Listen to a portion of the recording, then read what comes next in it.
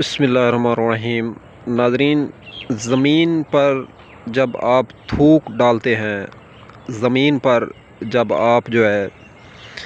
منہ سے لعاب نکال کے ڈالتے ہیں، تو اس کا جو سنت عمل ہے، سنت طریقہ کار کیا ہے، کس طریقے سے تھوک ڈالنی چاہیے زمین پر، اور کس طریقے سے تھوک نہیں ڈالنی چاہیے، تو اس ویڈیو میں ہم آپ کو بتائیں گے۔ ناظرین گرامی، زمین پر جو تھوک بندہ ڈالتا ہے، اس کا سنت عمل یہ ہے، ایسی جگہ پہ تھوک ڈالی جائے جہاں پہ بندوں کے پاؤں وغیرہ نہ آئیں، تو کیونکہ تھوک ڈالنے سے اس کے اوپر پھر مٹی بھی ڈالنی پڑتی ہے،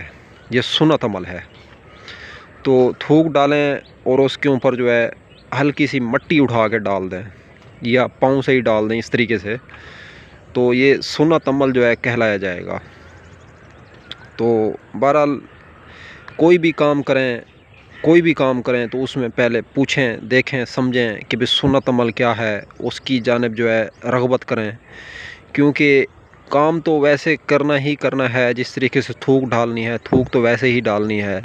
لیکن آپ لوگوں نے سنت عمل اور سنت طریقہ کار سے یہ کام سر انجام دیں گے تو آپ شہداء کا ثواب بھی پائیں گے فری میں، اور اس آدمی کو، جو آدمی سنت نبوی پہ عمل پیرا ہوتا ہے، سنت پہ عمل کرتا ہے، اس کو سنتوں والا ولی بھی کہا جاتا ہے۔ تو اسی لیے کہا جاتا ہے کہ کسی آدمی پہ اس وقت تک اعتبار اور بھروسہ نہ کرنا، کہ اتنا بڑا ولی نہ سمجھنا اسے، کہ اگر پانی پہ بھی تیرتا آئے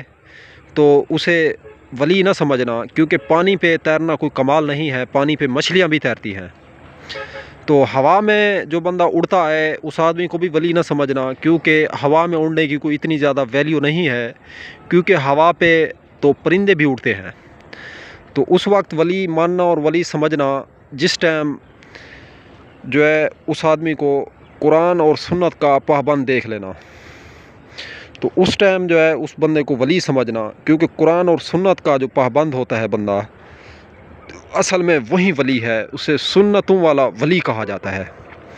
تو ویڈیو اگر اچھی لگے تو اس ویڈیو کو ایک مرتبہ ضرور لائک کر دیں اور شیئر کر دیں۔ چینل پہ اگر فرسٹ ٹائم آئے ہیں تو چینل کو سبسکرائب کر دیں۔